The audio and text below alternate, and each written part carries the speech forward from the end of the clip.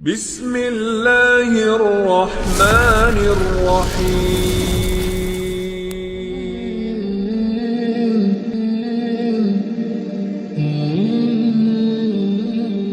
Ketika bicara tentang nasab sampai kepada Adam alaihi salatu wassalam, maka pasti nasabnya harus melewati Nabi ini. Semua manusia, laki-lakinya atau perempuannya, maka nasab kepada Adam itu harus melewati Nabi ini semuanya. Dan Nabi ini pula yang dijelaskan Allah Subhanahu wa ta'ala tentang metode berdakwah yang berliku-liku. Tidak ada satupun Nabi yang dijelaskan dalam Al-Quran dengan metode dakwah yang bermacam-macam kepada kaumnya.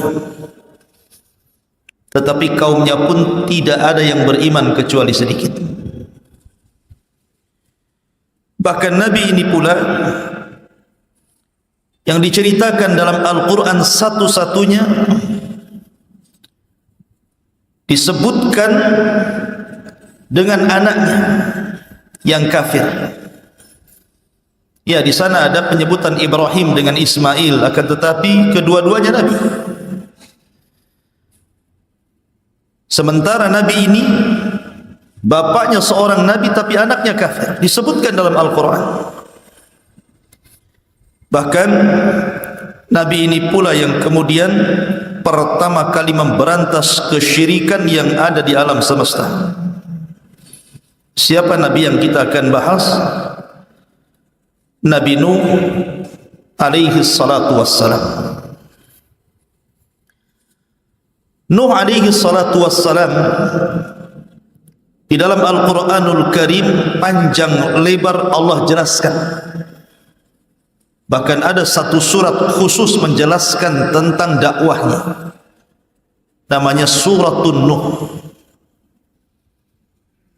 Bahkan juga dalam Suratul Hud dan surah-surah yang lain cukup lengkap. Artinya bahwa Nabi ini betul-betul harus kita kenali siapa untuk diambil pelajaran dan ibrahnya. Baik Nuh alaihi salatu wassalam, ada yang mengatakan namanya adalah Abdul Ghaffar. Nuh itu kunyah,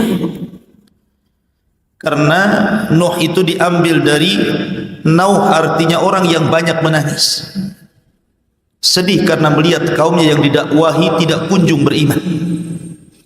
Maka dia sepanjang malam menangis, maka disebut Nuh alaihi salatu wassalam. Adapun nasabnya, Nuh adalah Nuh ibnu Lamik, ibnu Mutawaslikh, ibnu Khanuh, dan Khanuh adalah Idris. Artinya Idris adalah kakeknya Nuh alaihi salatu wassalam. Ibn Yarid, Ibn Mahlail, Ibn Qainah, Ibn Anush, Ibn Shith, Ibn Adam alaihi salatu wassalam, Abul Basharil Ulah. Itulah nasabnya Nuh alaihi salatu wassalam.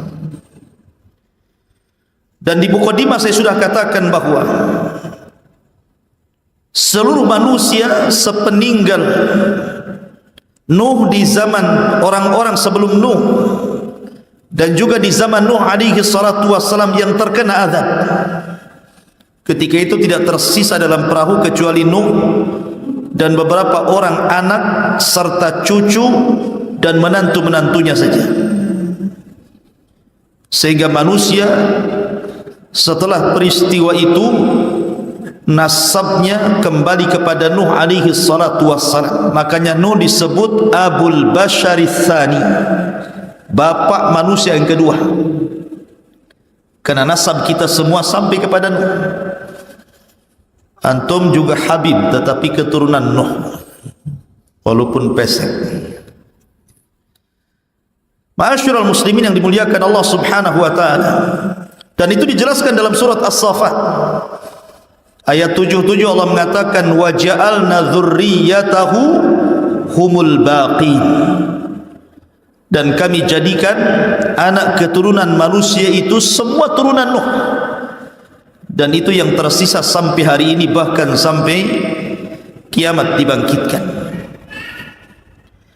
Ada yang mengatakan Nuh alaihi salatu wassalam lahir dari wafatnya Adam alaihi salatu wassalam itu 146 tahun dari wafatnya Adam.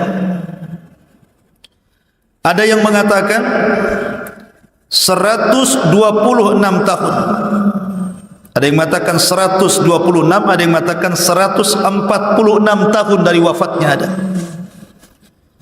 Akan tapi berdasarkan hadis yang sahih, sebagaimana disebutkan di dalam Sahih Bukhari dari Abdullah bin Abbas radhiyallahu anhuma, kana baina Adam wa Nuh asyrata qurunin kulluhum alal Islam. Jarak antara Adam dan Nuh itu 10 abad. Satu abad itu 100 tahun, artinya 1000 tahun. Dari wafatnya Adam sampai lahirnya Nuh itu 1000 tahun, dan semua di atas tauhid, tidak ada yang menyekutukan Allah subhanahu wa ta'ala. Ma'asyiral muslimin yang dimuliakan Allah subhanahu wa ta'ala, dan sepakat para ulama berdasarkan hadis yang sahih tentang hadis syafaat bahwa Nuh adalah awwalur rusul, rasul yang pertama. Karena Adam adalah nabi, Syith nabi, Idris nabi, tetapi Nuh adalah rasul pertama. Kenapa? Karena Allah subhanahu wa ta'ala menyebutkan dalam surat Nuh,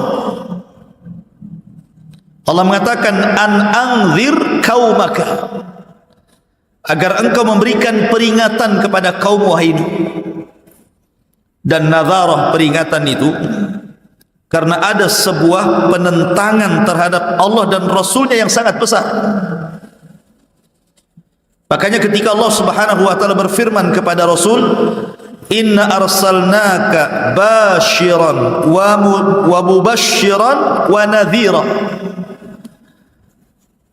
sesungguhnya kami mengutus anda wahai Muhammad basyirah, sebagai kabar gembira, wa mubasyiran, dan menghabar gembirakan kepada orang lain, wa nadhira, dan memberikan peringatan.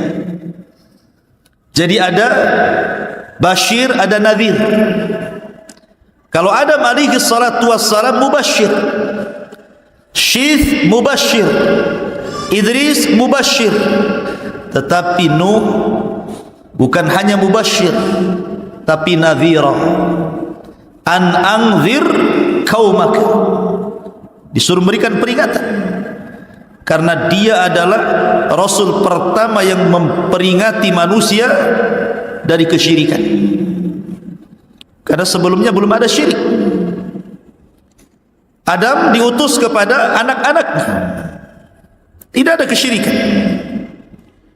Kemudian Syith diutus kepada saudara-saudaranya, tidak ada kesyirikan. Begitu juga Idris diutus kepada anak-anak pamannya, kerabat-kerabatnya, dan belum ada kesyirikan. Baru di zaman Nuh alaihi salatu wassalam, satu-satunya nabi yang diutus Allah untuk menyampaikan kalimat la ilaha illallah. Karena ketika orang berbuat syirik berarti melepaskan kalimat itu. Berarti orang itu harus dikembalikan kepada tauhid dan harus mengucapkan kalimat la ilaha illallah, tidak ada sesembahan yang berhak disembah kecuali Allah. Karena seruan ini hanya berlaku kepada orang-orang yang keluar dari Islam. Dan di zaman Nabi Adam, Nabi Syith atau Idris, tidak ada yang keluar dari tauhid.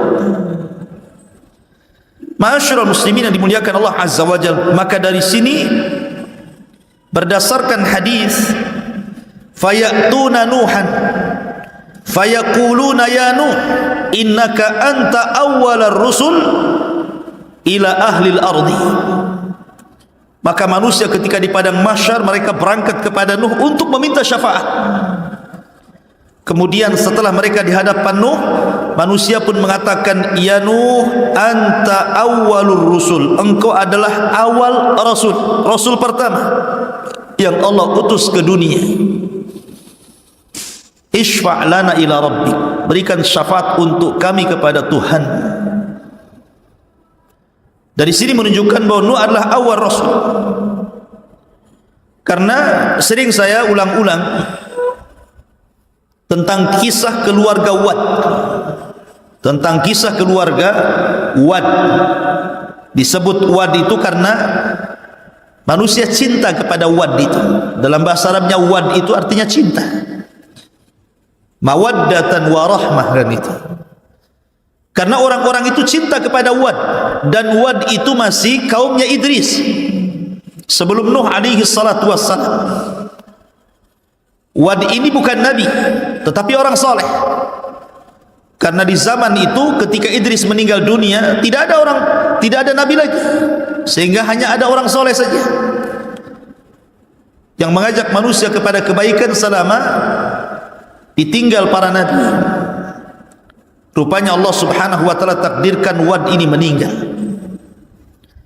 Kemudian perjuangan Wad ini dilanjutkan oleh putranya yang namanya Suwa.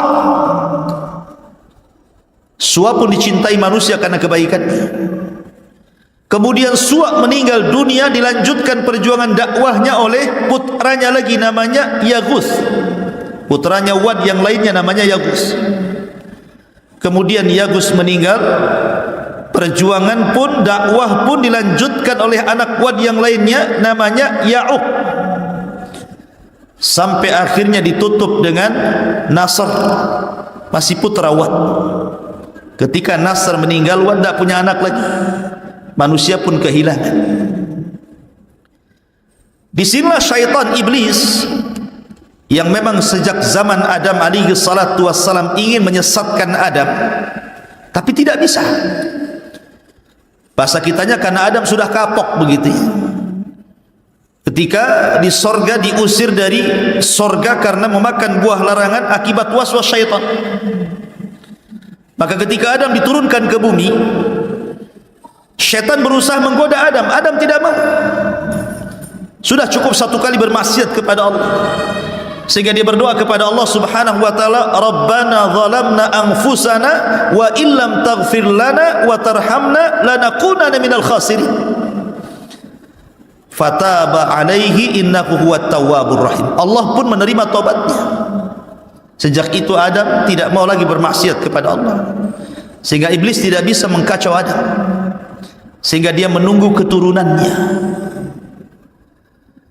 Lah ketika ada kesempatan untuk menyesatkan manusia dari jalan Allah, mengantarkan manusia kepada kesyirikan, di masa ketika meninggal keluarga Wad semuanya ini, baru kemudian syaitan berbentuk manusia saleh mendatangi kaumnya Wad itu dan mengatakan, tidakkah kalian rindu dengan Wad dan keluarganya?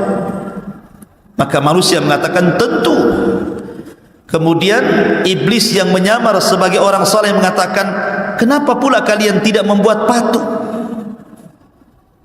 Patung keluarga Wad, sehingga kalau kalian melihat patung itu kalian akan dinostalgiakan.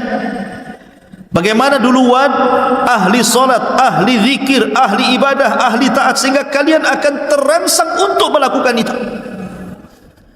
Akhirnya dibuatlah patung Wad, Suwa, Yaghus, Ya'uq, Nasr, ditempatkan di sebuah tempat khusus di ketinggian, sehingga kalau mereka lewat melihat patung-patung itu terangsang untuk beribadah, tapi tidak ada kesyirikan. Kemudian generasi pertama pembuat patung meninggal, datang generasi kedua. Syaitan datang lagi dan mengatakan, jauh-jauh kalian ziarah dari rumah kalian ke sini hanya untuk melihat Wad, patung-patung Wad. Kenapa kalian tidak memproduksi saja banyak-banyak?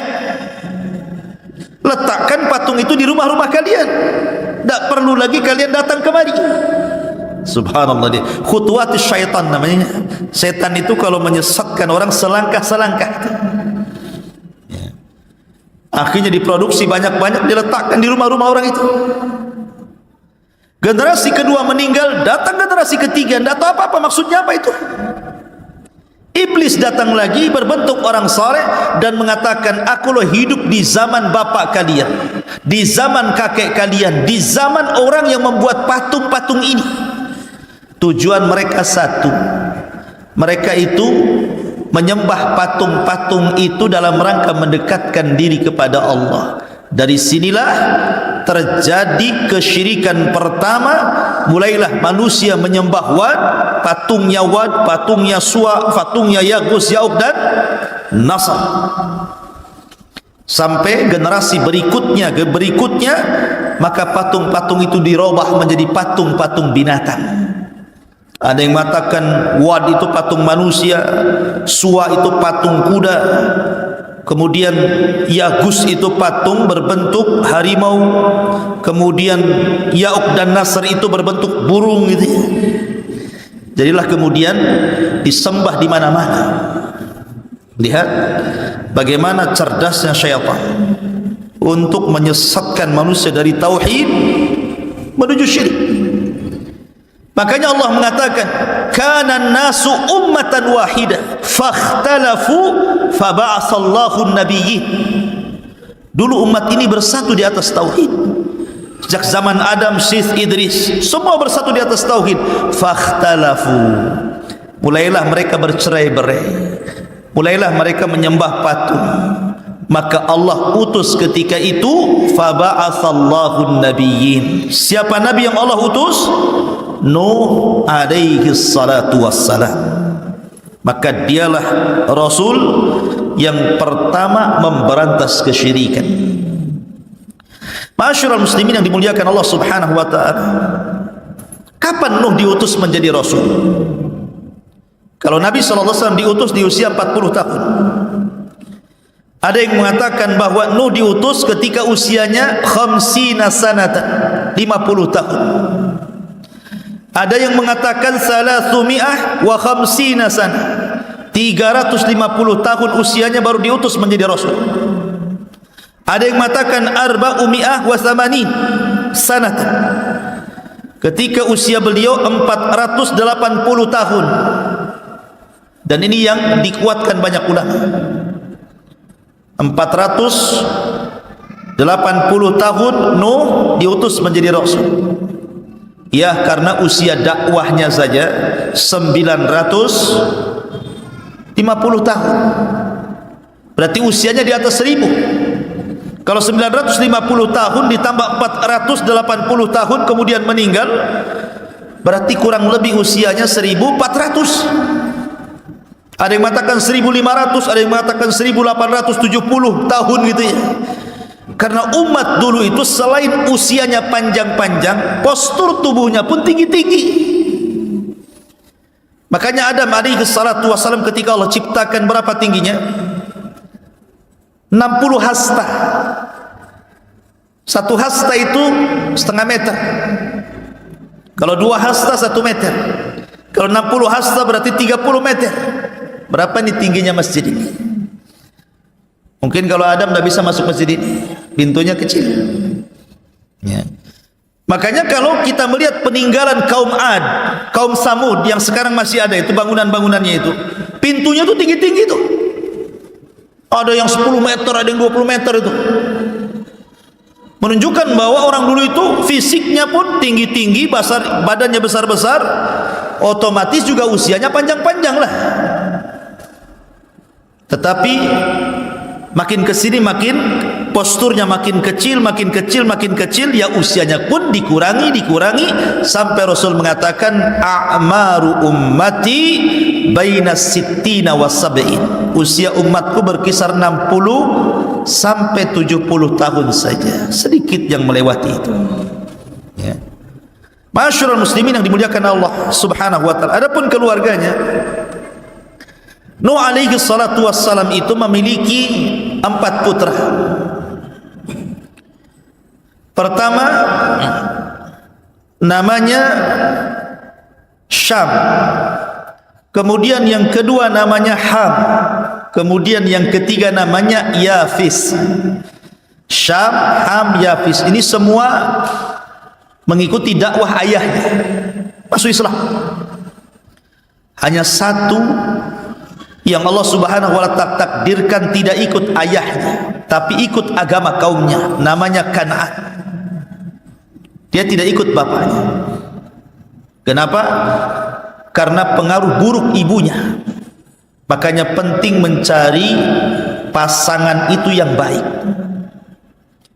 Karena kalau antum memiliki istri yang buruk akan mempengaruhi kepada keburukan anak antum. Lihat kepada istri Nuh alaihi salatu wassalam, satu-satunya, bahkan satu di antara dua istri Nabi yang dijadikan percontohan kepada orang-orang kafir. Wa daraballahu mathalan lilladzina kafaru imra'atah. Dan Allah jadikan permisalan terhadap orang-orang kafir dua perempuan. Perempuan siapa? Imra'atu Nuhin wa imra'atu Lut. Imra'atu Nuhin wa imra'atu Lut. Istri daripada Nuh dan istri daripada Lut. Dua-duanya kafir. Padahal suaminya Nabi. Maka karena keburukan akhlak istrinya Nuh, turun kepada Kan'an, turun kepada anaknya Kan'an, dua-duanya kufur. Subhanallah, ya. Nuh diuji dengan istri dan satu anaknya ini. Padahal Nuh sudah berusaha menyelamatkan anak loh ya. Ketika dia di atas perahu, dia lihat Kan'annya sudah lari-lari ke bukit tinggi-tinggi untuk menyelamatkan dari banjir. Nuh sudah berteriak, ya bunayyar kam ma'ana, anakku naik ke perahu, karena tidak ada yang selamat hari ini. Tapi anaknya mengatakan, sa'awi ilal jabal, enggak, saya akan cari tempat yang paling tinggi. Emang sampai di mana banjir ini katanya. Tetapi Nuh mengatakan, wahai anakku, tidak ada yang selamat hari ini. Pasti air ini akan melewati setinggi manapun gunung yang ada di sini. Subhanallah ikhwan, tidak ada yang selamat satu pun, semua diratakan, semua dibinasakan kecuali Nuh dan orang yang ada di perahunya. Ma'asyiral muslimin yang dimuliakan Allah Azza wa Jalla.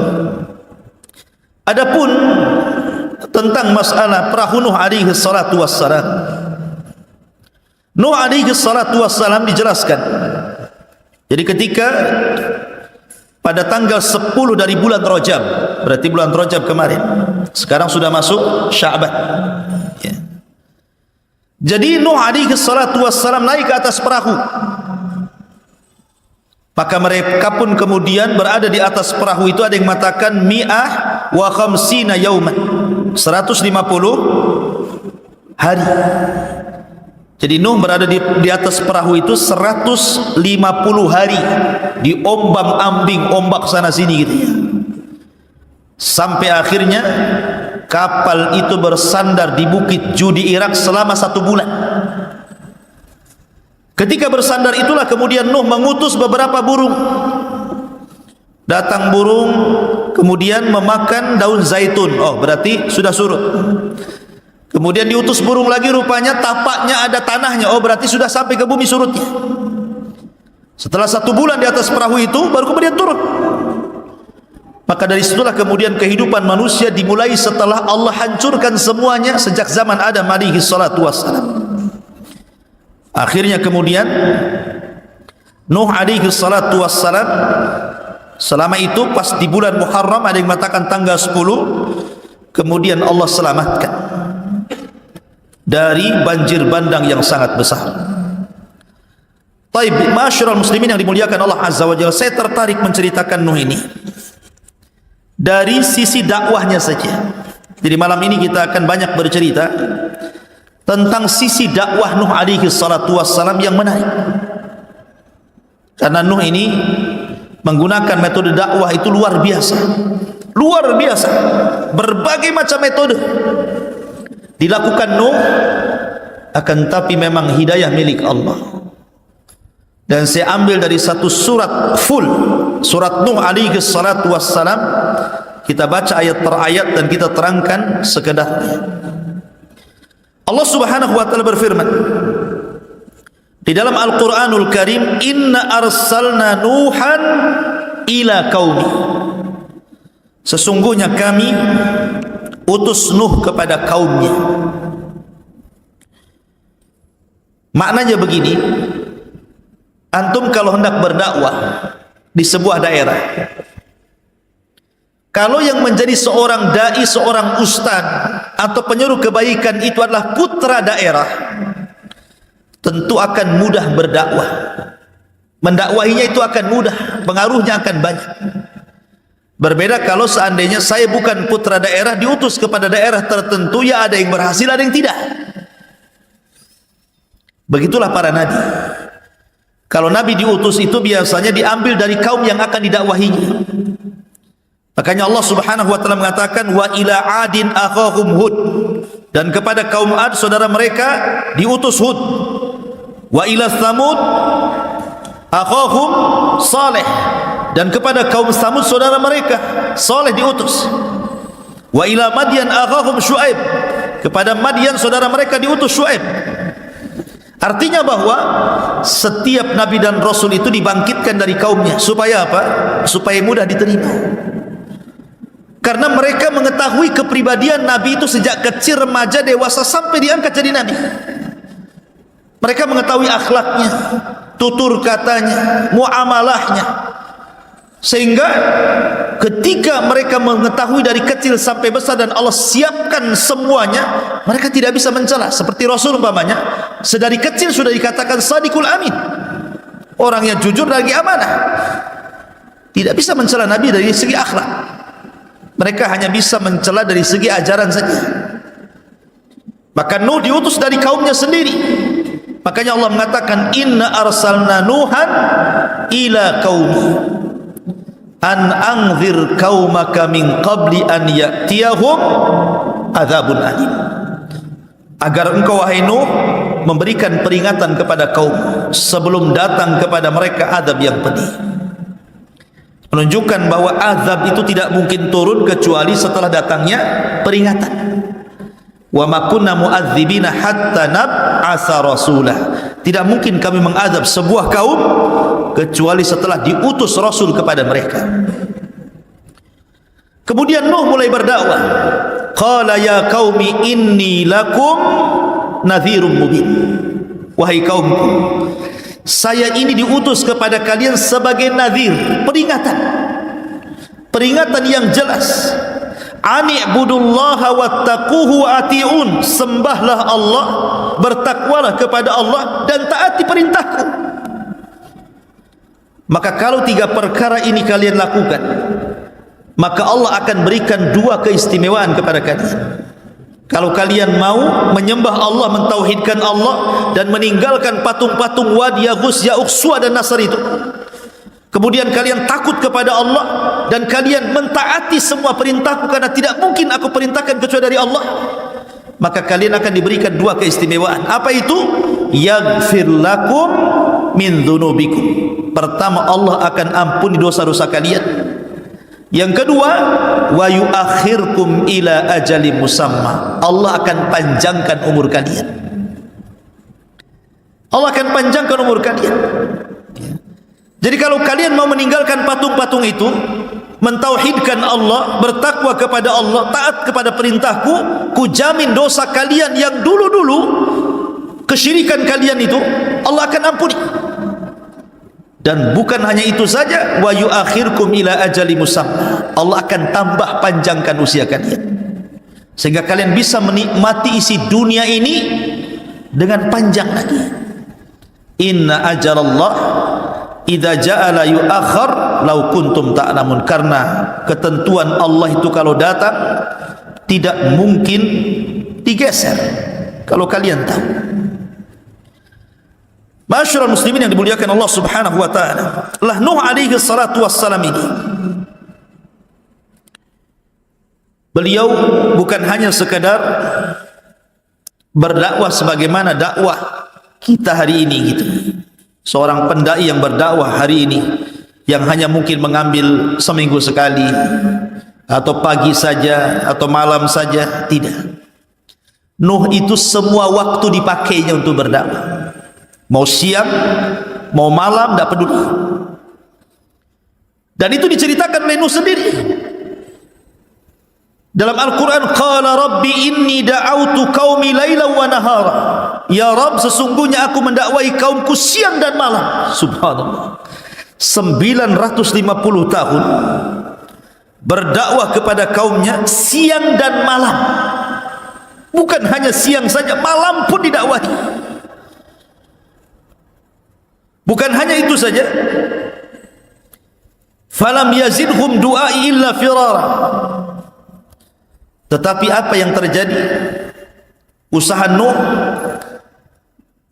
mungkin bahasa kitanya kurang banyak berhasil, karena tidak menambah kepada mereka dari dakwahku, kata Nuh, illa firara, kecuali mereka lari, tidak mau mendengarkan. Seperti apa sikap kaumnya itu?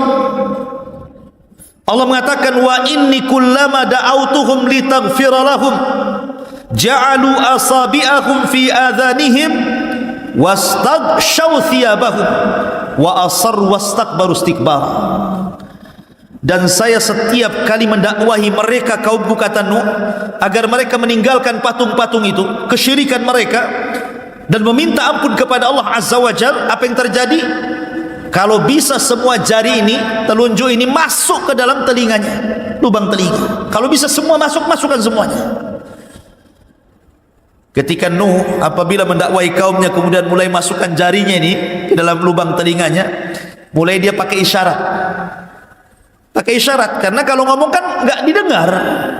Gimana didengar? Ini telinganya sudah ditutup. Terpaksa pakai isyarat, ya. Kayak orang bisu gitu ya, pakai isyarat gitu. Mungkin satu-satu gitu, gitu ya. Lah setiap kemudian Nuh, bayangkan, mulai dari bicara, setelah itu mereka menutup kuping, maka Nuh pakai isyarat. Ketika Nuh merubah dakwahnya dari bicara ke isyarat, akhirnya wastaghshaw thiyabahum, mereka pun tidak mau melihat isyarat telunjuk-telunjuk Nuh, diambilnya baju, ditutup wajahnya. Anda bisa bayangkan. Cukup wa asarru. Kalau Nuh bicara, mereka pun bicara. Coba bayangkan, saya sedang berdakwah kepada antum seperti ini, ataupun ngobrol semuanya. Siapa yang tahan duat seperti ini?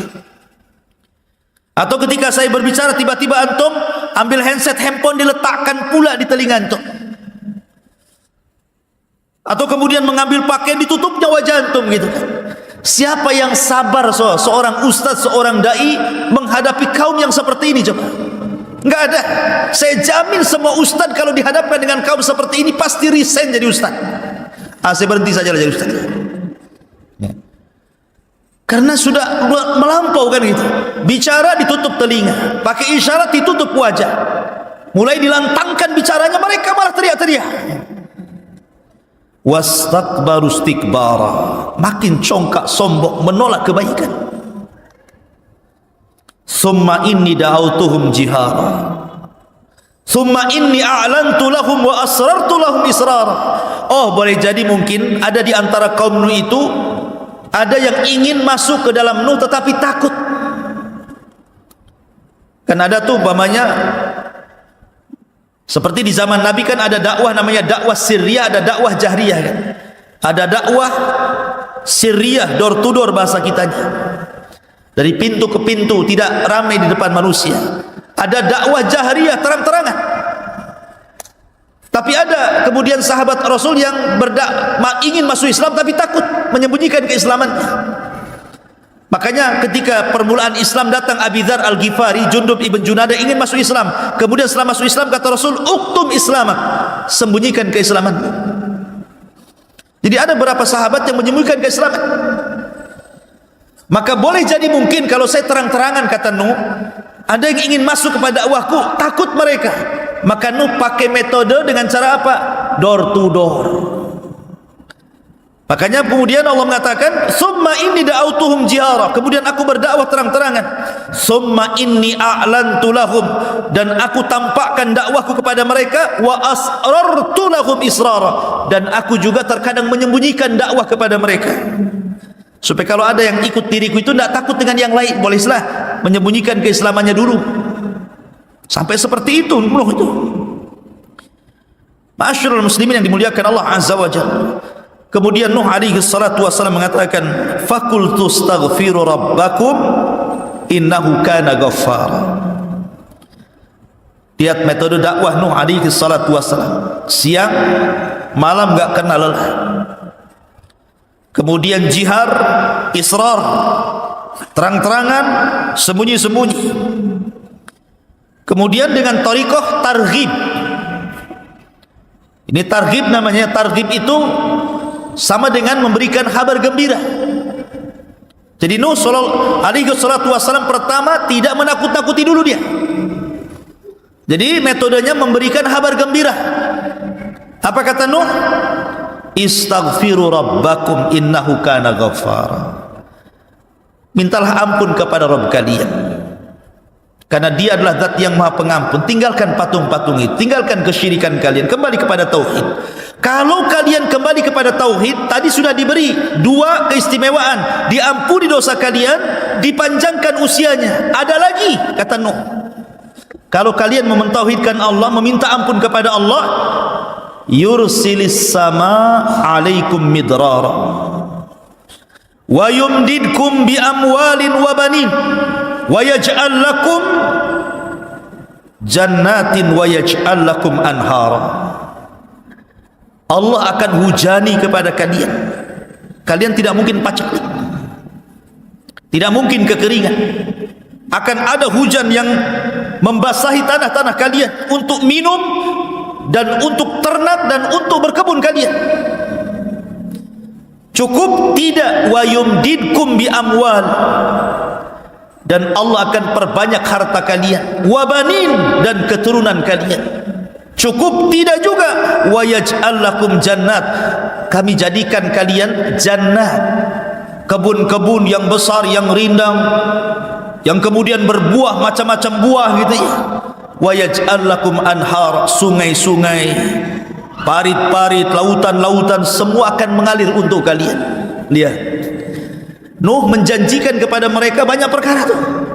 Asal kalian tobat, beriman kepada Allah, mentauhidkan Allah, istighfar kepada Allah, Allah ampun dosa kalian, Allah akan panjangkan usia kalian, Allah berikan hujan kepada kalian, Allah perbanyak harta dan keturunan kalian, Allah suburkan kebun kalian, bahkan Allah akan berikan sungai-sungai dan air-air yang bermanfaat kepada kalian. Cukup gimana ini? Ini janji loh ya. Dikasih kabar gembira tuh. Tetapi apa yang terjadi tetap saja, rupanya tidak mempan dengan cara diberikan kabar gembira. Sekarang berbalik nih, karena dengan cara kabar gembira tidak mempan, Nuh mulai menakut-nakuti. Allah mengatakan, ma lakum la tarjuna lillahi waqara, ma lakum la tarjuna lillahi waqara. Kenapa kalian tidak takut pada Allah subhanahu wa ta'ala dan tidak mengagungkan? Kata Sufyan ibn Uyainah rahimahullahu ta'ala, orang yang bermaksiat kepada Allah hakikatnya dia tidak pernah takut kepada Allah dan tidak pernah mengagungkannya. Kemudian Nuh memberikan logika, karena ada orang-orang yang kalau dikasih dalil itu tidak mempan. Pamannya dalil tentang wujudnya Allah, antum bacakan ayatnya, memang dia mengingkari Quran, ngapain dibacakan Quran?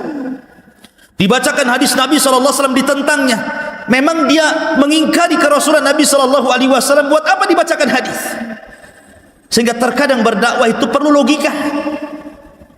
Maka Nuh menggunakan metode logika lagi dia, dan mengatakan, wa qad khalaqakum atwara, alam tara kaifa khalaqallahu sab'a samawatin tibaqa wa ja'ala al-qamara fihinna nuran wa ja'ala asy-syamsa siraja wallahu ambatakum minal ardi nabata thumma yu'idukum fiha wa yukhrijukum ikhraja wallahu ja'ala lakumul arda bisata litaskunu minha subulan fijaja.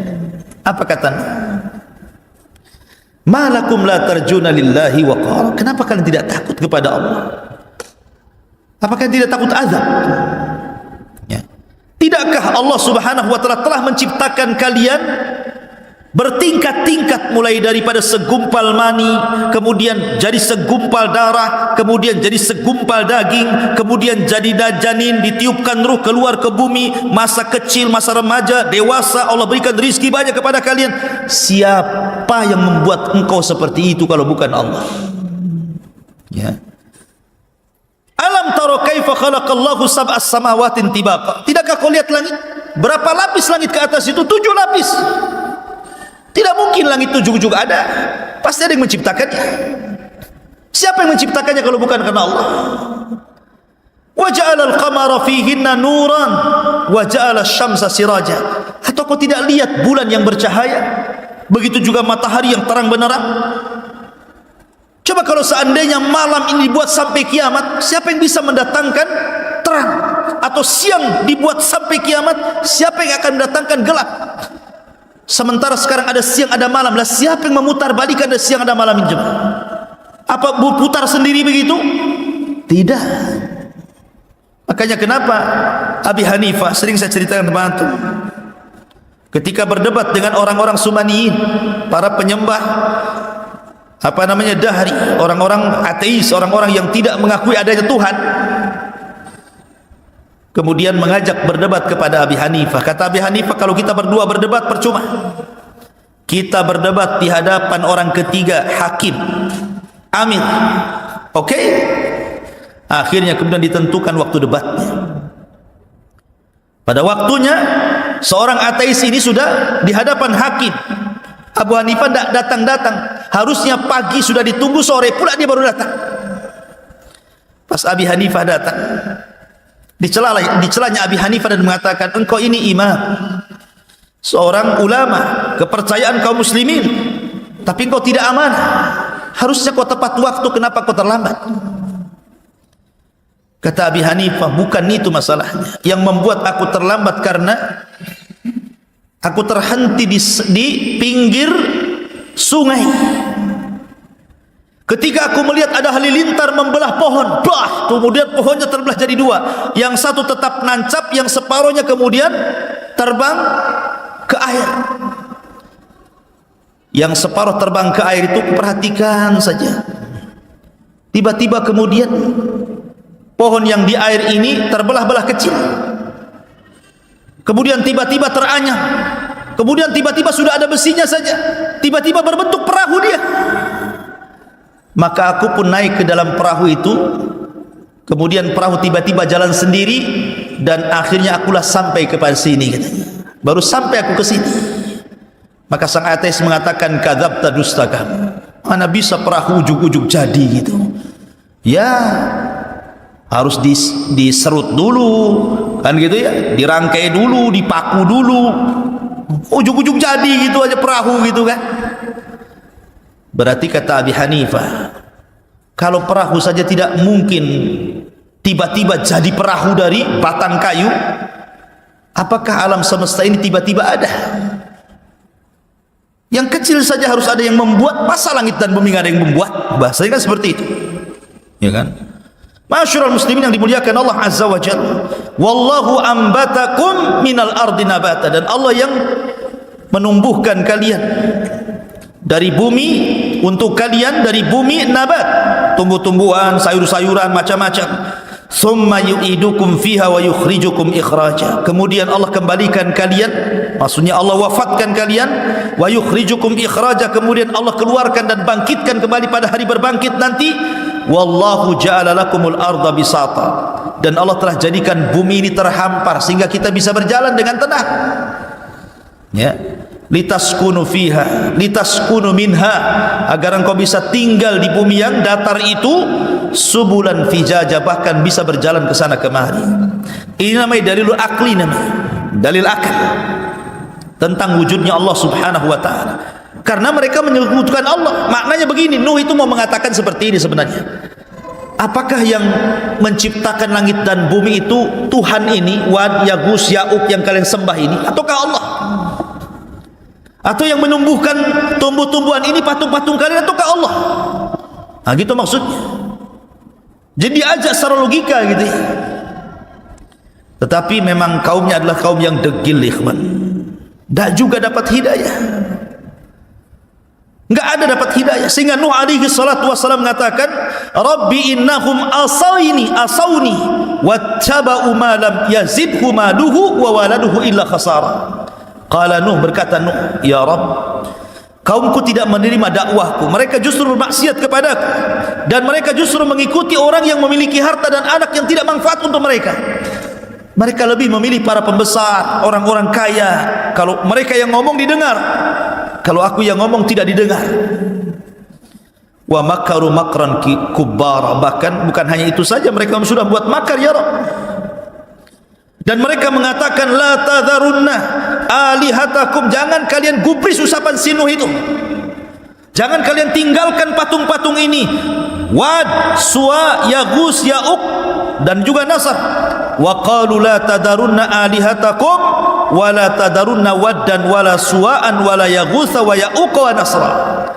Jangan kalian dengarkan ucapan si Nuh itu, tetap kalian harus menyembah patung-patung ini. Jangan kalian tinggalkan Wad, Suwa, Ya'uq, Nasr. Wa qad adallu katsiran wa la tazididz zalimina illa dhilala. Dan sungguh mereka sudah sesat dengan kesesatan yang banyak sekali, dan tidaklah orang-orang zalim itu menambah kecuali kesesatan saja. Maka apa yang terjadi? Mimma khati'atihim ugriku fa udkhilu naran falam yajidu lahum min dunillahi ansara. Karena kesalahan mereka tidak menerima dakwah Rasul, mereka pun ditenggelamkan, dan pada hari kiamat mereka akan dimasukkan ke dalam neraka, dan mereka tidak memiliki penolong di hadapan Allah Azza wa Jalla. Bahkan Nuh alaihi salatu wassalam mendoakan siapapun yang ingkar kepadanya untuk jangan hidup di bumi. Itu doanya Nuh. Apa kata Nuh? Qala Nuhu rabbi la tadar alal ardi minal kafirina dayyara. Nuh berkata, ya Rabb, jangan kau hidupkan satu jiwa orang kafir pun di muka bumi. Bayangkan doanya. Jangan ada yang hidup satu pun. Innaka intadarhum. Apa alasannya? Jika kau biarkan mereka hidup atau keturunan mereka hidup, yudillu ibadak wala yalidu illa fajiran kafara. Pasti akan menyesatkan hamba-hambamu, ya Rabb, dan mereka tidak akan melahirkan kecuali anak yang jahat dan kafir saja. Percuma, matikan semua saja. Maksudnya seperti itu. Makanya kenapa surah Nuh itu dia jatuh setelah surah Al-Waqiah kan? Sa'ala sa'ilun bi'adzabin waqi'. Ya. Sa'ala sa'il, ada orang yang bertanya tentang siapa? Tentang azab yang akan terjadi. Lah yang pertama meminta azab itu siapa? Nuh. Meminta azab. Karena di zaman itu tidak ada yang meminta azab seperti Nuh. Dialah yang pertama meminta azab untuk ditimpakan kepada kaumnya. Adam tidak, Sis tidak, Idris tidak ada. Baru Nuh, sa'ala sa'ilun bi'adzabin waqi'. Dia yang meminta azab itu. Ya Allah, berikan azab kepada mereka. Allahumma inni maglubun fantasir. Inni maglubun fantasir. Aku sudah dikalahkan. Ya, fantasir, mintalah pertolongan ya Rabb. Maka Allah Subhanahu wa taala mengatakan, fa fatahna alaihi abwabas sama wa fajjarna al-ardha uyuna faltaqal ma ala amrin qad qudir. Maka kami belah langit, dihujani hujan yang deras, kami belah bumi, datang air dari bawah, bersatulah air langit dan bumi, kemudian menjadi banjir bandang dicampur dengan tufan, akhirnya melantakkan seluruh kaum Nuh alaihi salatu wassalam. Dari situ Nuh berdoa, Rabbighfirli wali walidayya waliman dakhala baitiya mu'minan walil mu'minina wal mu'minat wala tajididz zalimina illa tabara. Ya Rabb, ampuni aku, ampunilah kedua orang tuaku, Dan ampunlah orang-orang yang masuk ke rumahku, baik dia mukmin laki-laki atau perempuan, dan jangan kau tambah bagi orang-orang zalim kecuali kehancuran ya Rabb. Nuh, lihat bagaimana Nuh alaihi salatu wassalam. Begitu hebat dakwahnya, tapi juga dengan berbagai macam metode kan. Siang, malam, terang-terangan, sembunyi-sembunyi, dengan cara tafsir memberikan kabar gembira, menakut-nakuti, tetap saja kaumnya seperti itu. Makanya kemudian Allah Subhanahu wa taala mengabadikan kisah Nuh di banyak ayat dalam Al-Qur'an. Bagaimana dakwahnya Nuh alaihi salatu wassalam. Masyarul muslimin yang dimuliakan Allah Azza wa Jalla. Pelajaran besar dari kisah Nuh alaihi salatu wassalam adalah bahwa hidayah itu milik Allah, bukan milik siapapun. Nabi Ibrahim alaihi salatu wassalam diuji dengan ayahnya Azar. Azar tidak masuk Islam, tidak masuk agama Ibrahim. Padahal Ibrahim itu kurang apa lembutnya dalam berdakwah, bapaknya pun menolak. Ya kan? Nuh dan Lut tidak mampu mendakwai orang yang paling dekat dengan dia, yang satu kamar setiap malam, istri mereka, bahkan anak mereka Kanaan. Kemudian Nabi Yusuf alaihi salatu wassalam tidak bisa mendakwai saudara-saudaranya, bahkan yang mencelakakan Yusuf saudara-saudaranya juga, walaupun kemudian belakangan bertobat kepada Allah Azza wa Jalla. Termasuk Rasul sallallahu alaihi wasallam, dari paman-pamannya yang paling mencintai Rasul siapa? Abu Talib, pun tidak bisa memberikan hidayah kepada Abu Talib. Kalau Abu Lahab ya sudahlah, memang pamannya yang memusuhi dia. Tapi Abu Talib yang merupakan ayah angkatnya, wa wajadaka yatiman fa'awa, kami dapati engkau Muhammad yatim, kemudian kami berikan perlindungan. Salah satu yang dikirim Allah untuk melindungi Rasul setelah dari pangkuan kakeknya Abdul Muttalib adalah Abu Talib, sampai diangkatnya jadi Nabi dan Rasul, sampai menikah dengan Khadijah. Tahu akhlaknya Rasul Abu Talib itu. Makanya Abu Talib sangat cinta dengan Rasul. Tapi juga percuma juga kecintaan Abu Talib kepada Rasul, karena dia tidak masuk Islam. Ya, Rasul dihadapkan dengan Abu Talib, saling mencintai Rasul, mencintai Abu Talib mencintai Rasul, tapi tidak menjadikan Abu Talib selamat dari neraka kan? Menunjukkan bahwa hidayah itu milik Allah. Tetapi walaupun hidayah milik Allah, ada tugas bagi kita semua, sampaikan hidayah Allah lewat hidayah kita, hidayatul irsyad. Jadi tugas kita ini menyampaikan hidayah Allah kepada mereka. Soal mereka sadar, mereka tidak sadar, itu urusan Allah. Taufik itu milik Allah Azza wa Jalla. Tapi jangan berhenti dari dakwah, karena terkadang orang itu diuji dari orang dekat. Diuji ibunya tidak mau sholat, diuji saudaranya tidak mau akur, diuji oleh istrinya nggak mau ibadah, diuji oleh suaminya, macam-macam orang itu ujian itu kan. Dan paling berat memang dari dalam. Makanya Nabi SAW diperintahkan Allah, wa anzir ashiratakal aqrabin, mulailah dari orang-orang dekat engkau wahai Muhammad. Ku anfusakum wa ahlikum nara, jagalah diri kalian dan keluarga kalian dari api neraka. Lah ketika kemudian manusia mulai menyimpang akidah mereka, maka Allah Subhanahu wa taala mengutus seorang rasul yang namanya diabadikan dalam Al-Quran, bahkan dijadikan satu nama dalam Al-Quran, Suratun Nuh. Rasul pertama yang diutus Allah namanya Nuh alaihi salatu wassalam. Ini rasul pertama. Sebelumnya belum ada rasul. Sebelumnya para nabi saja, Idris, Syith, Adam, ini nabi. Dari sinilah Syekh Nasiruddin Al-Albani rahimahullahu ta'ala membuat definisi tentang perbedaan nabi dan rasul. Kata beliau, adapun nabi itu diutus kepada umat yang belum ada penyimpangan dalam bab akidah.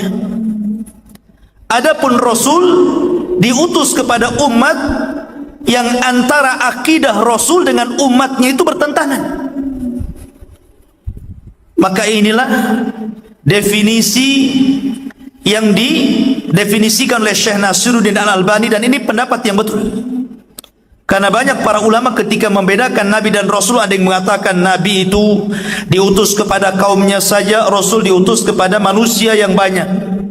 Ada yang mengatakan Nabi itu mengikuti syariat sebelumnya, Rasul itu mengikuti syariat baru. Tetapi yang jelas bahwa ada kemiripan di antara mereka, bahwa tidak setiap Nabi dia Rasul, tapi setiap Rasul pasti dia Nabi. Itu kesimpulannya. Maka kemudian Nuh alaihi salatu wassalam ini digambarkan dalam surah Nuh ini bagaimana dakwahnya. Bagaimana Nuh alaihi salatu wassalam dengan lelah letih berdakwah kepada kaumnya, dan itu menjadi percontohan kepada siapapun yang berdakwah kepada dakwah tauhid. Ini percontohan yang luar biasa. Bagaimana tantangan dakwah Nuh alaihi salatu wassalam ini, karena dia Rasul pertama masalahnya. Dan Allah subhanahu wa ta'ala berikan usia yang panjang kepada Nuh. Kenapa? Karena Nuh diutus kepada kaum yang keras kepala, susah untuk diajak berdakwah, susah untuk diajak kebaikan. Makanya Nuh itu usia dakwahnya saja disebutkan dalam Al-Quran alfasanatin illa khamsina ama. 1000 tahun dikulangi 50 tahun, artinya 950 tahun. Itu usia dakwahnya. Adapun usianya sendiri, ada yang mengatakan 1780 tahun, ada yang mengatakan 1500 tahun, ada yang mengatakan 1400 tahun. Dan inilah pendapat yang kuat wallahu alam, bahwa Nuh memiliki usia 1400 tahun. Panjang sendiri usianya karena dia hidup di beberapa generasi. Ya. Lah Nuh alaihi salatu wassalam digambarkan dalam surah Nuh, qala rabbi inni da'autu qaumi lailan wa nahara. Ya Rabb, aku sudah mendakwai kaumku siang malam. Bayangkan, ada orang berdakwah siang malam? Enggak ada. Ya. Tidak ada orang yang berdakwah siang malam itu. Tapi Nuh alaihi salatu wassalam karena ingin memberikan hidayah kepada umatnya, supaya dia menjadi perantara orang lain mendapatkan hidayah Allah, siang malam dia berdakwah. Tapi apa yang terjadi? Falam yazidhum du'ai illa firara. Setiap aku seru mereka, lari mereka. Lebih parah lagi, wa inni kullama da'autuhum litaghfira lahum ja'alu asabi'ahum fi adhanihim wastaghshaw thiyabahum wa asarru wastakbaru istikbara. Dan semakin aku dakwai kepada mereka. Jadi Nuh ini kalau berdakwah, pokoknya lewat kaumnya, dia berdakwah, mengajak manusia ke jalan Allah. Apa yang mereka lakukan? Mereka tutup telinganya dengan telunjuknya begini. Kalau Nuh lagi ceramah begini. Lebih parah lagi, bajunya ditaruh di mukanya. Bajunya ditaruh di mukanya gini, nggak mau nengok Nuh. Coba kalau seandainya antum lagi saya ceramai kayak gitu, wassalam saya kan, pergi saya, ayo ceramah sama antum, ya kan? Orang ceramah begini coba. Bukan itu saja, ditutup tuh mukanya dengan bajunya. Wastaghshaw thiyabahum, dan mereka tetap takabur, sombong. Ma'asyiral muslimin yang dimuliakan Allah Subhanahu wa taala. Tetapi Nuh tidak putus asa di awal dakwanya, terus dia berdakwah. Terus berdakwah. Sampai suatu ketika kaumnya mendengar bagaimana Nuh alaihi salatu wassalam mendakwahkan kepada kaumnya, ya qaumi ibudullaha ma lakum min ilahin ghairu. Wahai kaumku, sembahlah Allah karena tidak ada sesembahan selain Dia. Tapi kaumnya mengatakan, inni akhafu alaik, qala al mala'u min qaumihi inna lanaraka fi dhalalim mubin. Berkata para pembesarnya ini, wahai Nuh, saya tidak melihat kecuali engkau ini sesat. Dari sini ikhwah fidin menjadi sunnatud dakwah, menjadi tabiat dakwah. Siapapun antum ketika mendakwahkan dakwah tauhid, pasti jawabannya ini. Jawabannya apa? Seperti para pembesar kaum Nuh mengatakan, inna lanaraka fi dhalalim mubin. Kami ini tidak melihat engkau wahai Nuh kecuali engkau ini mendakwahkan dakwah sesat.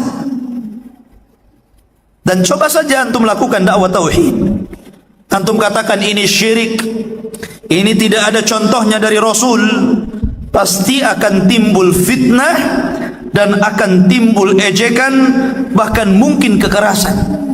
Pasti antum dianggap sesat, ya kan? Mungkin di zaman sekarang antum dianggap Wahabi, antum dianggap teroris, antum dianggap macam-macam cerita. Jadi sifat dakwah tauhid itu sama saja sejak zaman Nabi Nuh sampai hari ini. Memang berat mendakwahkan tauhid ini. Ya. Masyarul muslimin yang dimuliakan Allah Subhanahu wa taala. Dari sini ikhwafidin muliakan Allah Subhanahu wa taala, Nuh tidak pernah kecewa dengan dakwahnya, dia terus mendakwahkan dakwah tauhid. Tapi kaumnya mengatakan, ma hadza illa basyarun mithlukum yuridu an yatafaddala alaikum in huwa illa rajulun bihi junnah. Mereka mengatakan, hei Nuh, engkau kan manusia biasa, sama seperti kami. Engkau ini sengaja biar engkau mendakwai kami itu engkau lebih tinggi dari kami, lebih mulia dari kami. Kalau kami mengikuti anda berarti anda lebih tinggi daripada kami. Kau ini memang ada agak gila ini. Dikatakan gila gitu kan. Jadi wajar kalau seandainya pendakwah tauhid digila-gilakan, itu wajar. Masyarul muslimin, Nuh alaihi salatu wassalam terus berdakwah walaupun ditentang kaumnya. Sampai suatu ketika Nuh alaihi salatu wassalam sudah capek berdakwah. Bahkan ketika kaumnya kemudian berusaha untuk merayu Nuh alaihi salatu wassalam dengan mengatakan, anu'minu laka wattaba'akal ardhalun, apakah kami harus beriman kepadamu wahai Nuh, sementara yang mengikuti engkau itu adalah orang-orang rendah. Orang-orang rendah. Sama dengan di zaman Rasul kan. Di zaman Rasul, orang-orang Quraisy ini membujuk Rasul agar agama yang dibawa Rasul itu cukup diikuti orang-orang kaya saja, para pejabat saja. Orang sekelas Bilal, Khabbab bin Arad, keluarga Ammar bin Yasir jangan diikutkan. Tapi Allah Subhanahu wa taala menegur Rasul dengan mengatakan, wasbir ma'al ladzina yad'una rabbahum bil ghadati wal 'ashi yuriduna wajha wala ta'du ainaika anhum turidu zinatal hayatid dunya. Sabarlah engkau wahai Muhammad bersama orang-orang yang jelas-jelas menyembah Allah siang dan malam.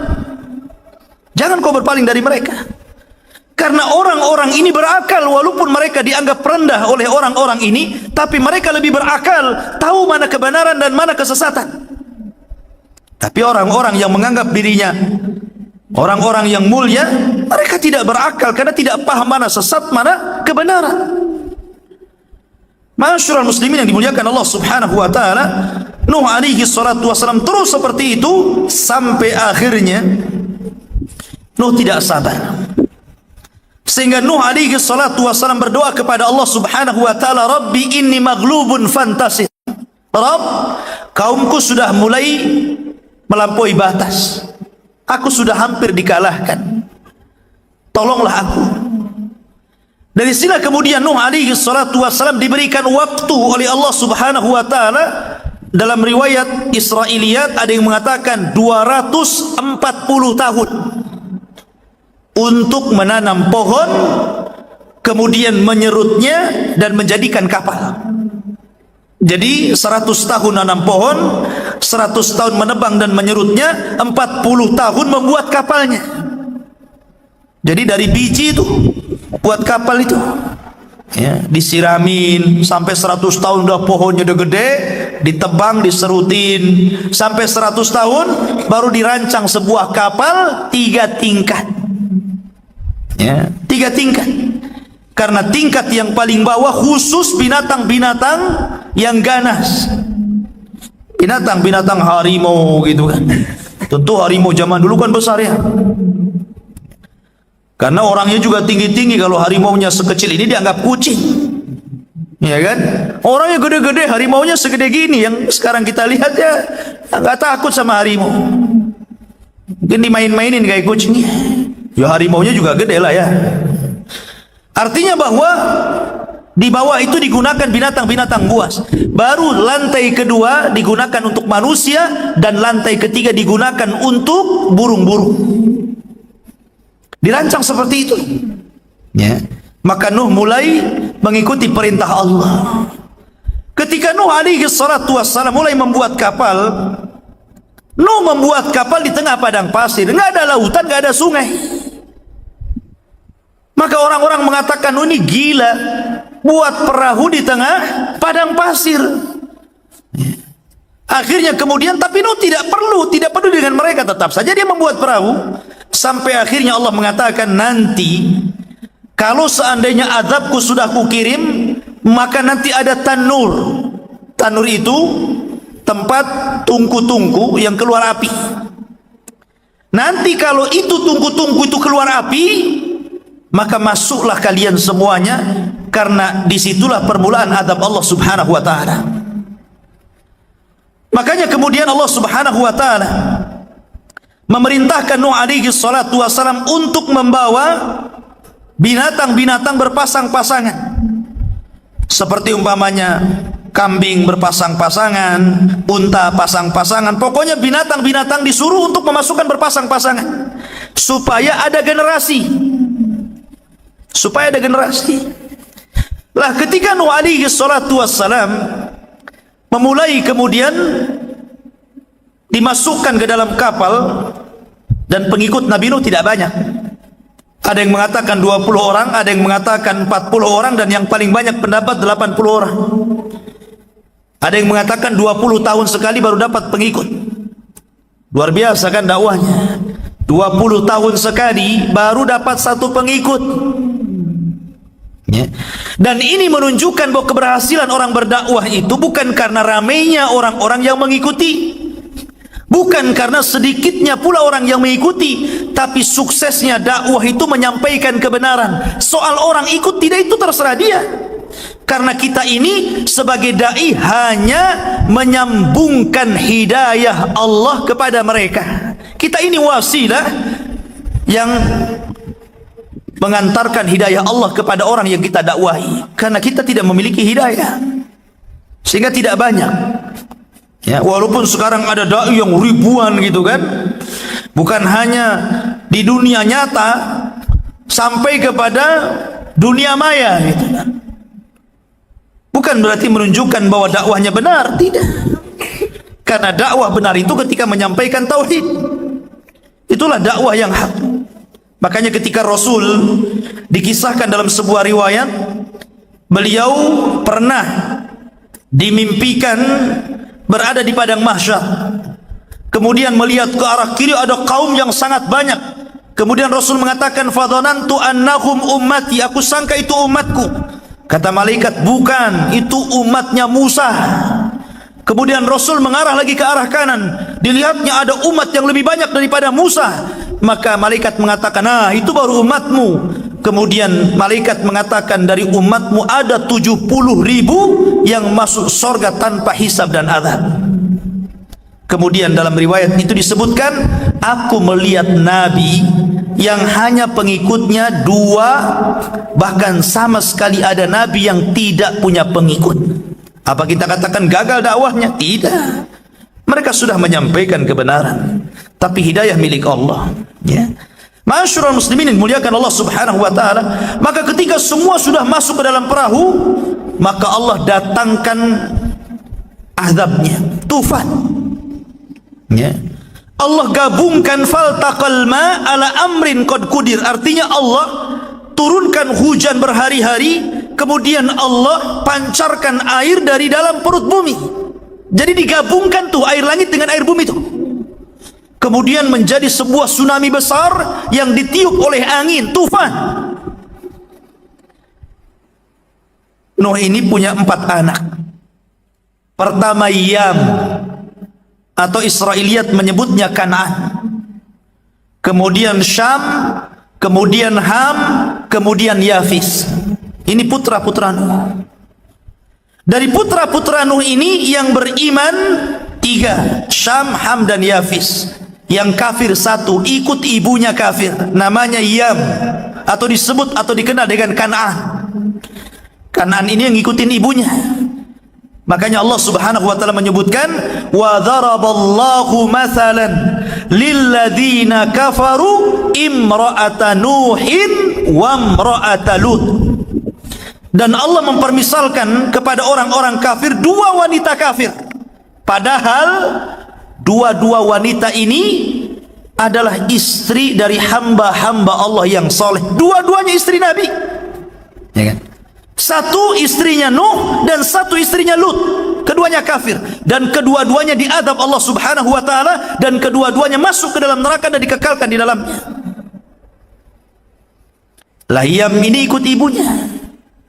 Tapi seorang bapak, ikhwan, tidak mau anaknya celaka. Bagaimanapun tetap seorang bapak masih ada perasaan sayang kepada anaknya. Ketika mulai banjir tuh, ya, maka orang-orang berusaha naik ke tempat yang tinggi, tapi air itu mengejar mereka.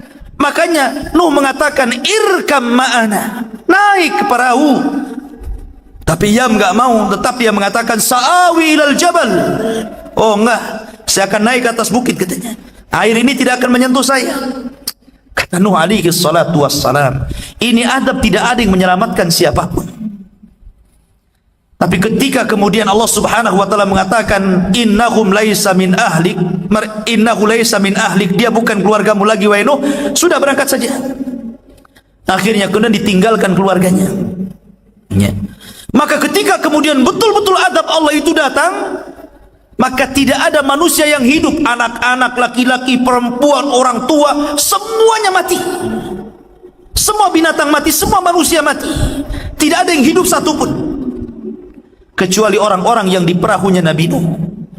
Makanya Nabi SAW sering mengistilahkan, as-sunnatu kasafinatin Nuh. Sunnah itu seperti kapalnya Nabi Nuh. Kalau anda ingin selamat, ikut sunnah sebagaimana orang-orang ikut kapalnya Nabi Nuh. Tapi kalau anda ingin sesat, tinggalkan sunnah, ya, sebagaimana kaum Nuh tersesat dan diadab Allah karena tidak naik ke perahunya. Dari sini ikhwafidin muliakan Allah Subhanahu wa taala, hikmah yang sangat besar. Nuh alaihi salatu wassalam dengan gelombang yang sangat besar, harusnya Nuh juga tenggelam loh. Coba bayangkan, ini kapal-kapal kecil, penumpangnya tidak banyak, sementara azab Allah besar, ya kan? Gelombang yang sangat besar, ini air sampai gunung. Coba antum bayangkan, mana gunung yang paling tinggi? Anggaplah Himalaya sana, itu air sampai di atas gunung. Sementara perahu kecil, secara logika harusnya perahu itu juga tumbang kan gitu dengan ombak yang sangat besar. Tapi Allah Subhanahu wa taala yang membuat banjir dan gelombang, dan Allah pula yang memerintahkan Nuh untuk membuat perahu dan naik di atas perahu, sehingga semua skenario Allah Subhanahu wa taala. Maka Nuh alaihi salatu wasallam berdoa dalam kapal itu agar diselamatkan, ya. Maka Allah mengatakan, fa anjaynahu wa ahlahu minal karbil azim. Kami selamatkan Nuh dan keluarganya dari azab yang sangat luar biasa ini, yang sangat besar. Masyarul muslimin yang dimuliakan Allah Subhanahu wa taala, ada kisah-kisah khurafat Israiliyah, tapi terkadang perlu diceritakan juga, biar kalau ada seorang dai menceritakan kisah ini, oh antum tahu ini khurafat. Jadi selama kapalnya Nabi Nuh ini berada di atas gelombang, rupanya dalam kapal itu ada tikus. Tikus ini disebutkan dalam hadis Rasul apa? Fawasik, kan? Binatang termasuk fawasik, binatang yang fasik karena suka mencuri. Tikus kan banyak jenisnya, ya. Ada tikus gede, tikus got, kan? Ada curut, ada apalah kan begitu. Dan tikus itu suka nyuri biasanya, grogoti makanan tengah malam. Itulah kerjanya tikus. Makanya salah satu binatang yang boleh dibunuh adalah tikus. Antum jangan melihara tikus. Ustaz, putih bagus, hamster katanya. Nggak ada, mau hitam, mau putih, mau kuning, bunuh. Apain antum melihara binatang yang disuruh dibunuh? Aneh orang sekarang ini.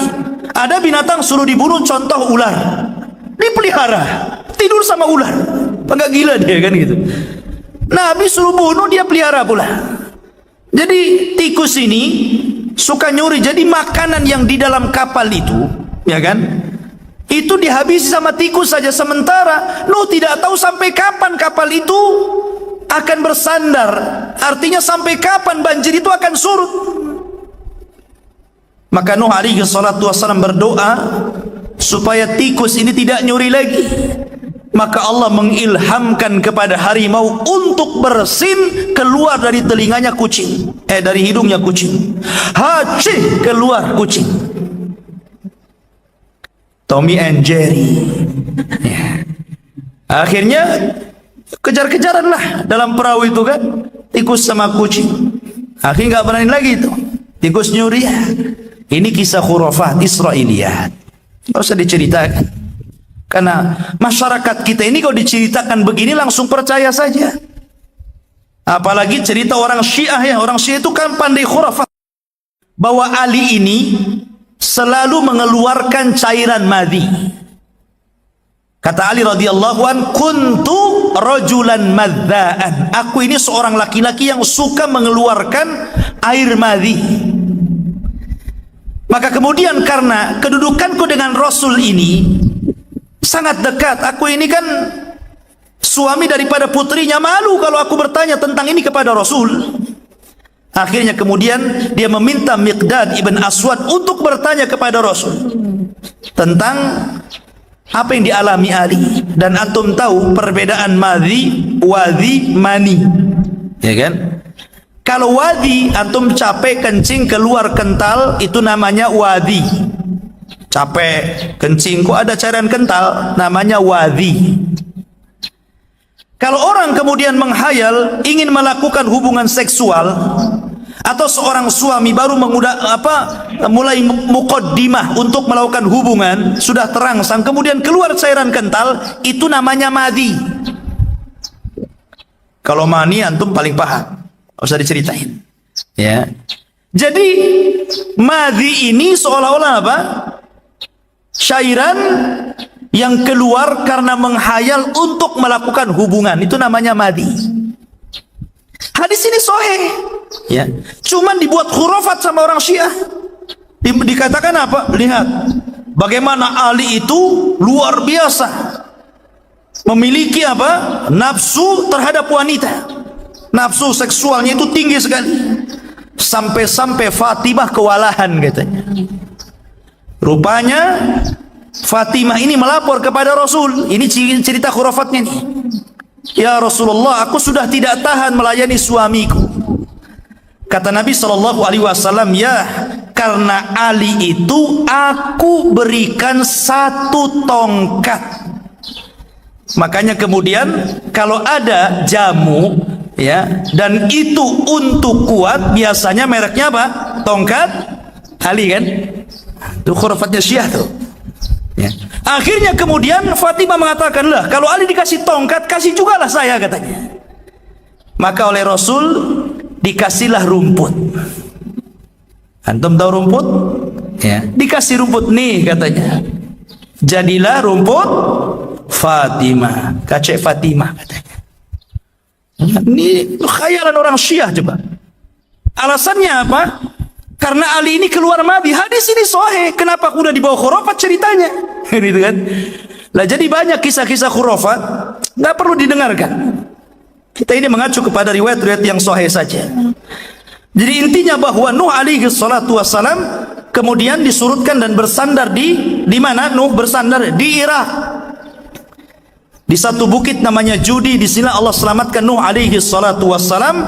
Dan dari keturunan Nuh ini baru lahirlah umat manusia. Dari keturunan Syam, Ham dan Yafis, maka lahirlah keturunan manusia. Makanya Nuh disebut Abul Bashari Tsani, bapak manusia kedua. Kalau Adam bapak manusia pertama, kalau Nuh bapak manusia kedua. Kenapa? Karena tidak ada manusia kecuali dari keturunan 3 putra Nuh setelah dihancurkan oleh tufan. Syam, Ham, dan Yafis. Adapun Syam memang keturunannya Allah utamakan. Dari keturunan Syam ini lahirlah para nabi dan rasul, dan mereka bangsa Arab. Ya. Adapun dari Ham, ya, Ham ini mereka lari ke daerah-daerah yang berkulit hitam. Ya, yang berkulit hitam, daerah-daerah Oman, kemudian Somalia, daerah sana lah ya. Ya, orang-orang yang hitam-hitam. Itu keturunan Syam. Ya. Keturunan Ham. Syam ini keturunannya para nabi, orang-orang Arab. Ya. Kemudian Ham ini keturunannya orang-orang yang berkulit hitam. Lah Yafis ini itu keturunannya kita-kita ini. Yafis ini. Jadi bentuknya seperti kita ini. Cuman ada dari keturunan Yafis itu yang semuanya menjadi penduduk neraka. Semuanya jadi penduduk neraka dari keturunan Yafis itu. Jadi kan keturunan Yafis ini banyak. Ya. Tapi ada 2 keturunan Yafis itu semua keturunannya masuk neraka. Dan jumlah mereka jauh lebih banyak dibandingkan jumlah kita. Siapa? Ya'juj dan Ma'juj. Keturunan Yafis. Karena jumlah Ya'juj dan Ma'juj itu 999 dari mereka, 1 dari kita. Jadi 1 banding 999. Kan banyak kan? Ya. Makanya mereka itu kalau muncul kata Rasul tidak bisa diperangi, tidak bisa dibunuh. Gimana bisa diperangi? Jumlah mereka banyak. Antum aja dikeroyok 10 orang mati. Gimana antum dikeroyok 999? Mana antum lawannya? Ya kan? Makanya ketika Ya'juj dan Ma'juj kemudian diadab oleh Allah dengan dikirimnya dud. Dud ini belatung, ya. Kemudian masuk di ubun-ubunnya. 1 mati kayak kita matikan gardu listrik, semua padam. Jadi 1 mati semua, gitu kan? Bagaimana Allah mengadab Ya'juj dan Ma'juj itu? Maka setiap 1 jengkal di bumi semua ada bangkainya. Sampai-sampai Nabi Isa alaihi salatu wasallam berdoa macam mana cara membersihkan bangkainya ini, banyak kali, ya. Makanya kemudian berdoa, Allah mengirim burung yang sebesar unta dan mengangkut jasad-jasadnya dilempar ke lautan. Kemudian itu pun belum bersih, masih ada sisa-sisa bangkainya. Kemudian Allah subhanahu wa ta'ala turunkan hujan, akhirnya membersihkan dan kembali tanah itu subur.